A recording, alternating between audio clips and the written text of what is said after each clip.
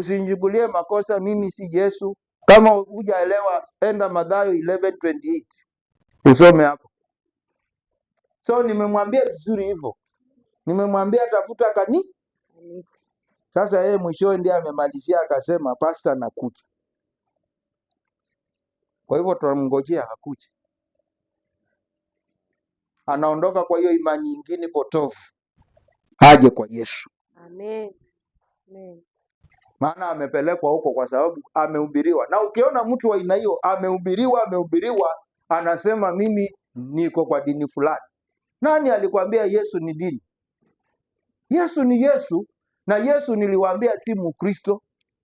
Hii mambo ya Ukristo ni watu tu walimbandika, lakini Yesu ana dini. Yesu ni Yesu. Bwana Yesu asifiwe. Amen. Hii roho ya Christianity ndio imefunga wengi. Mpaka kwani baa nyingi ziko huko zinisa wa Kristo. Nani alikwambia Yesu alikuwa mlevi? Enda pabu nyingi zimejaa, enda Vescon, enda wapi? Walizo wenye hizo, wamiliki wa aina hizo wako kwa makanisa na wako kwa vyeo, tena wako kwa ofisi ya askofu. Si unaambiwa unapotaka kufanya kazi kwa ofisi ya askofu, basi uwe na mke mmoja, wako na wawili. Wako na bibi wawili, lakini wanaambiwa wawe na bibi mmoja. Na asiwe mtu akupenda fedha mpaka unafungua baa kwa sababu unapenda pesa. Ukifungua duka pesa itoshi, mpaka ufungue baa ili malaya waje hapo, walevi waje hapo, wenye kuvunja nyumba za watu waje hapo. Halafu unangojea kuona ufalme wa Mungu kwa sababu ulikuwa unatoa tithe kubwa kanisani. Hakuna kitu kama hicho. Na hawawezi kuambiwa watoke waende ama wabadilike kwa sababu kanisa itajengwa. Maana tithe yao ni kubwa. Mtu anatoa tithe 500,000, halafu unaniambia afunge hiyo baa, hatafungaje? Ni kumaanisha, inamaanisha wao wako hapa chini lakini hawana haja na kwenda katika uzima wa milele. Na kama kuna uzima wa milele, basi sio uzima huo. Kuna kauzima kengine kako mahali wametenga. Another kingdom hapa chini ya dunia. Ama hapa duniani. Kwa hivyo yeye atakuja na sisi sote tutampokea. Bwana Yesu asifiwe. Amen. Sisi kazi yetu hapa ni kupokea wenye dhambi. Na wale tutawahubiria pia, kwa sababu huyo amehubiriwa na Yesu huko kuzimu. Hata laiti angejua. Kwanza nimemwambia ikigurudia mara ya 3 jitayarishe. Nimemwambia hivi. Kwa nini nimbembeleze? Nimemwambia ikirudia mara ya 3 jitayarishe na ufanye rehearsals za kuzimu. Kwa sababu utajikuta huko. Na huko ukiingia huko hakuna kurudi tena. Hii ni second chance umepewa. Another opportunity. Tusifikie hapo wapendwa. Tuingie tumtafute Mungu. Amen. Amen. Na ugonjwa unaokuja usikuweke chini. Hiyo ni kitu ya kupita. Mateso yanayokuja ni ya kupita. Majaribu yanayokuja yanakuinua kiwango. Amen. Amen.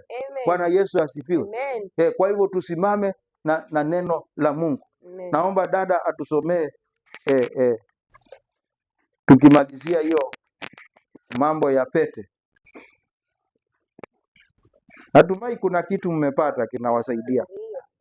Bwana Yesu asifiwe. Amen. Mambo ambayo nilikuwa nasema kwamba mambo yanayotendeka mchana.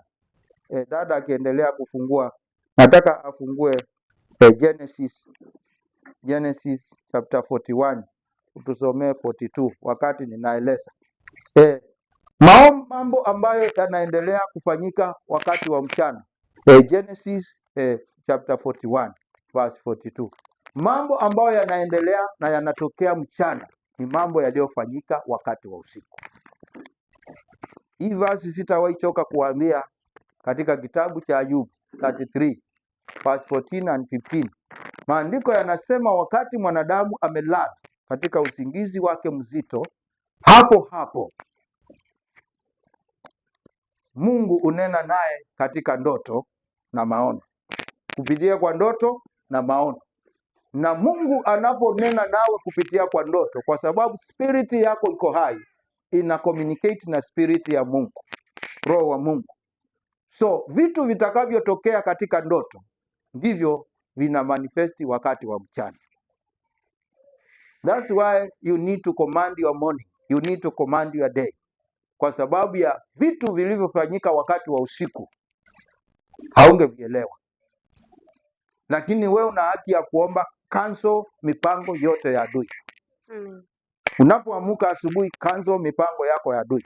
Nikamwambia maombi ya usiku wa manane ama maombi ya kuanzia saa 6 ni maombi ya kupanga siku yako nzima itakuwa namna gani. Na unapolala tena, iwe kuna vitu vingine vimekuja vimepandwa, utang'oa asubuhi. Kwa sababu Mathayo 15 mstari wa 13 inasema kile ambacho Mungu hajakipanda kitang'olewa. So uko na haki ya kuamka asubuhi na kung'oa vile adui alipanda pia usiku. Maana maisha yako, ile nchi ni ili iweze kuguruma kila wakati, itaguruma kwa sababu kitu cha kwanza, neno la Mungu ndani yako. Kitu cha pili, ile nchi niendelee kuwa life, maombi. Amen. Vitu kama hivyo ni vitu vya maana na ndivyo vinaweza kutufanya tukue. Umepata hiyo maandiko? Nasema nini? Nafikiri naongea juu ya Farao na kitu I don't know, but hebu soma. Rudia kidogo, Genesis chapter 41 verse 42, hebu soma.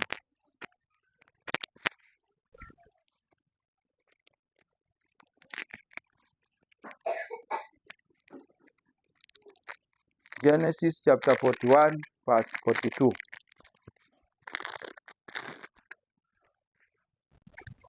inasema hivi. Kitabu cha Mwanzo mlango 41 mstari wa 42 nasema, Farao akavua pete yake ya muhuri mkononi mwake, akaitia mkononi mwa Yusufu, akamvika mavazi ya kitana nzuri. Amen. Amen. Simamia tu hapo. Farao akafanya nini? Akavua pete yake ya kitani, si ndio?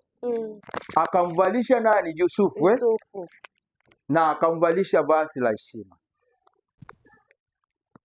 Kwa hivyo jamani, pete pete pete, usicheze na pete. Usicheze na pete katika ulimwengu wa ndotoni. Pete iko na maana yake. Pete iko na mamlaka. Pete iko na njia ya kuleta utajiri. Bwana Yesu asifiwe. Amen. Ile simu isiende sana zaidi hapo. Wewe mtoto angaliwe, natoka na hiyo simu.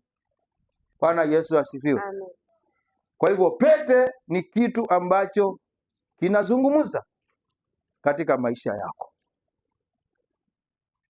Watoto, ukaona umevalishwa pete kwa ndoto, hakikisha mzazi amejua. Ni sawa, usinyamaze, ambia baba yako, ambia mama yako, niliota nikivalishwa pete. Na ni vyema pia kutambua ni kidole gani alichovalishwa. Baba asipoelewa, basi baba atashiriki na mchungaji. Bwana Yesu asifiwe. Na tutasaidiana kuomba mpaka hiyo pete itolewe kwa kidole chako. Watoto wengi wanaozangwa mapema. Vile unaona kuna tabia za wengine, kuna kabila zingine wanatabia wanaoza wasichana wao wakiwa wadogo. Hata wengine kifua kikiwa bado ndio kimeanza kubadilika tayari wanawaoza. Hao huwa wamekwisha ozwa katika dunia ya rohoni. Mapema ndio imekuja sasa dhihirika katika hata kabla hawahitimu umri wa kuolewa tayari wanaozwa. Hiyo ni roho ambayo ni mambo yaliyotengenezwa kupitia kwa pete wakiwa watoto. So manifestation ni ile unasikia baba anakula mali kisirisiri, analetewa. Kesho kutwa ushabebwa umeenda kubwagwa huko kama mzigo.